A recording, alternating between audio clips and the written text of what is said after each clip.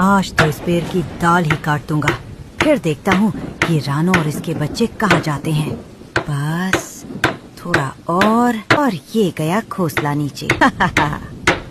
नहीं कालू भाई, पेड़ मत काटिए, मेरा घर उजड़ जाएगा, मेरे बच्चे बेघर हो जाएंगे, कोई तो बचा लो हमें।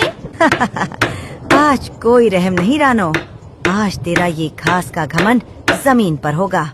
लेकिन क्या होगा जब कालू की साजिश और तेज बारिश एक साथ रानो पर वार करेंगे? क्या हरिया तोते की दोस्ती और गोरी कौवी की नेकी इस नफरत की आग को बुझा पाएगी? रानो चिड़िया अपनी चोंच में लंबी लंबी हरी घास के तिनके दबाकर उड़ती हुई आती है। वो बहुत मेहनत से एक एक तिनके को बुनकर एक सुंदर घोंसला तैयार कर रही थी। बच्चे पास बैठकर देख रहे थे। बस बच्चों, आखिरी तिनका भी लग गया।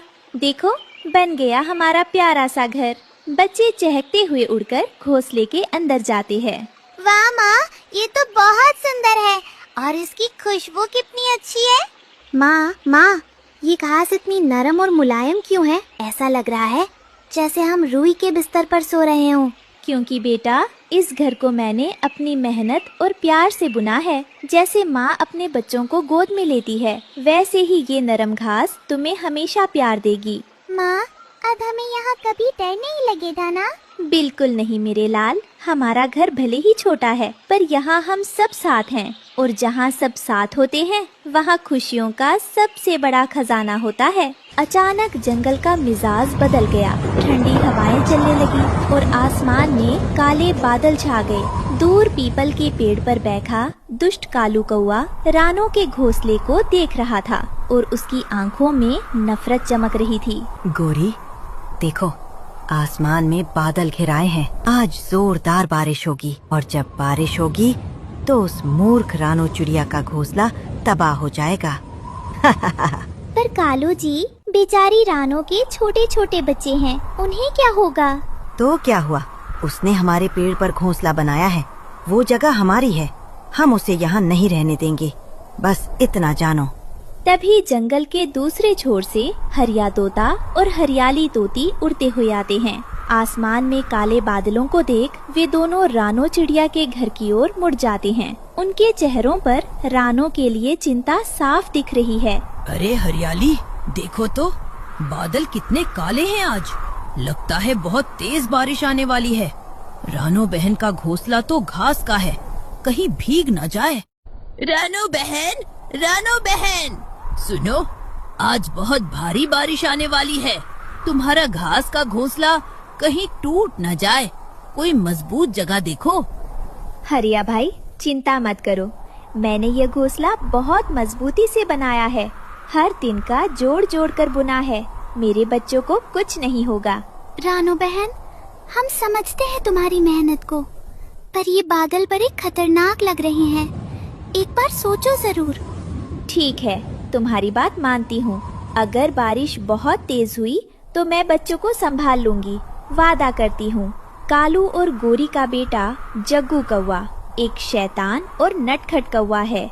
वह पेड़ पर उछलते कूदते हुए रानो के घोंसले के पास पहुँच जाता है। जग्गू को शरारत करने में बहुत मजा आता है। वह रानो के बच्चों को डराने की सोचता है।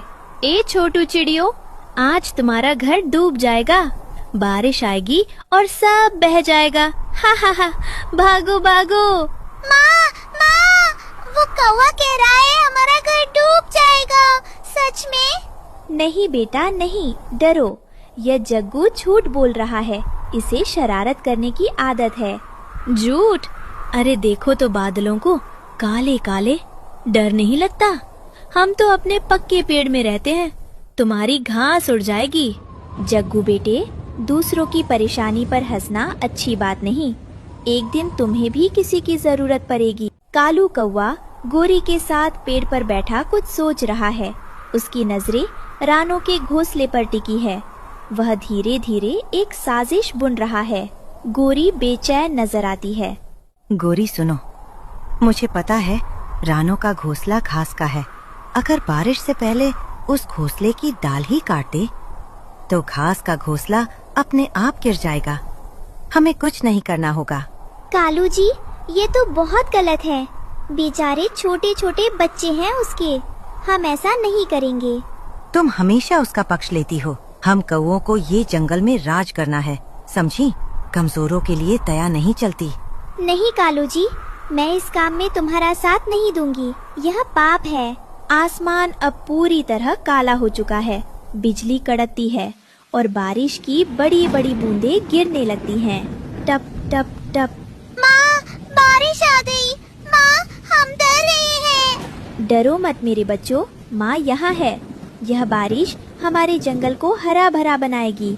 यह दुश्मन नहीं, दोस्त है। पर माँ, घोंसला तो भीग रहा है। देखो, पानी आ रहा है। माँ, बारिश आ गई। माँ, हम डर रहे हैं। डरो मत मेरे बच्चों, माँ यहाँ है। यह बारिश हमारे जंगल को हरा भरा बनाएगी। यह दुश्मन नहीं, दोस्त है। पर माँ, घोंसला तो भीग रहा है। देखो, पानी आ रहा है। हाँ बेटा, थोड़ा भीगेगा पर टूटेगा नहीं। माँ ने इसे इतनी मेहनत से बनाया है ना, यह मजबूत है, बिल्कुल तुम्हारी माँ की तरह। बारिश और भी तेज हो गई है, लेकिन दुष्ट कालू के मन में तो कुछ और ही चल रहा है।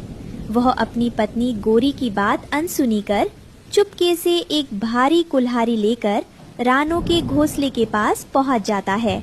वह रानो का घर गिराने के लिए उस पेड़ की टहनी को ही काटने की कोशिश करने लगता। आज तो इस पेड़ की डाल ही काटूंगा, फिर देखता हूँ ये रानो और इसके बच्चे कहाँ जाते हैं।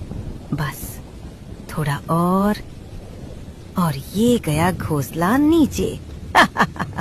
कालू भाई, यह आप क्या कर रहे हैं? रुक जाइए, मेरे बच्चे अभी बहुत छोटे हैं। अगर यह डाल कट गई तो हम सब नीचे गिर जाएंगे।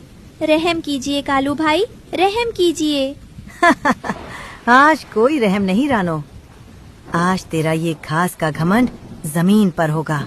हे भगवान, मेरे बच्चों की रक्षा करना, इस तूफान से भी और इस दुश्मन से भी। लेकिन तभी जोर की बिजली चमकती है और एक कड़कती आवाज होती है।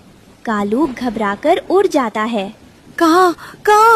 बाप रे बाप, ये बिजली तो मुझे ही मार देगी। भागो भागो। अरे अब्बूजान, क्या हुआ? इतना डर क्यों गए? बारिश और तेज हो जाती है। हरिया तोता और हरियाली तोती अपने सुरक्षित घोंसले में बैठे हैं, पर उनका मन रानो के घर की चिंता में है।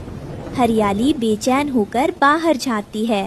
हरिया जी, मुझसे नहीं रहा जाता। रानो बहन का घोंसला घास का है। बारिश इतनी तेज है, कुछ करना चाहिए।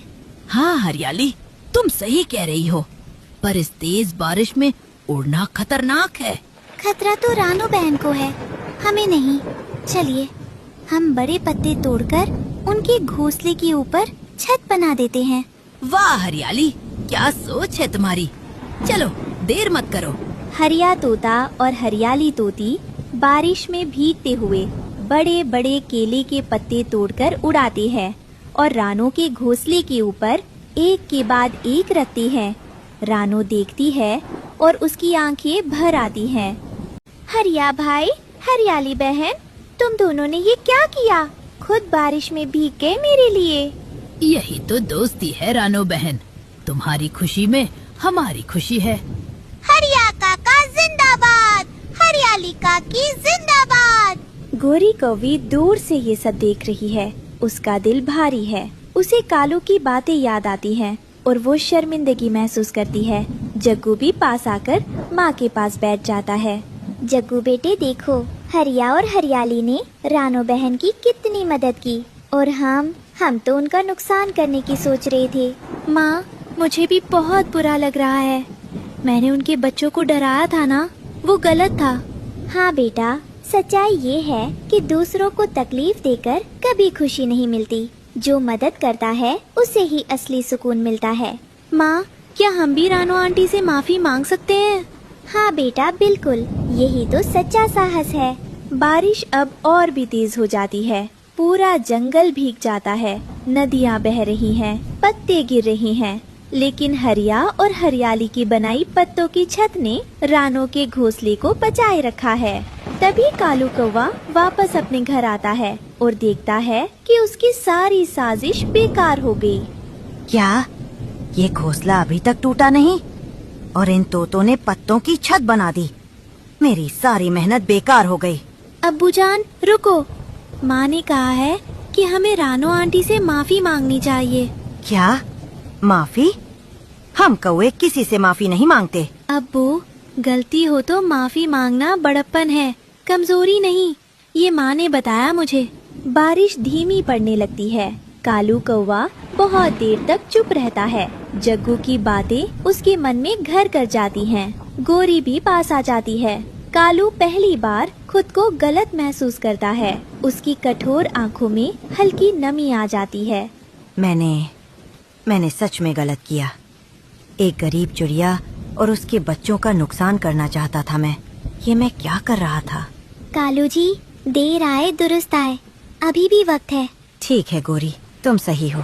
चलो रानो के पास चलते हैं। बारिश रुक जाती है। आसमान में इंद्रधनुष निकल आता है। रानो के बच्चे घोंसले से बाहर झांकते हैं। तभी कालू, गोरी और जग्गू उड़ते हुए रानो के पास आते हैं। तीनों की आंखें झुकी हुई हैं। रानो आंटी, मुझे माफ कर दो। मैंने तुम्हारे बच्चों को डराया था, वो बहुत गलत था। बहन रानो, हमने तुम्हारे बारे में जो सोचा वो माफी के काबिल नहीं, फिर भी हम माफी मांगते हैं। रानो, मैं तुम्हारा घोंसला तोड़ना चाहता था, मैं गलत था।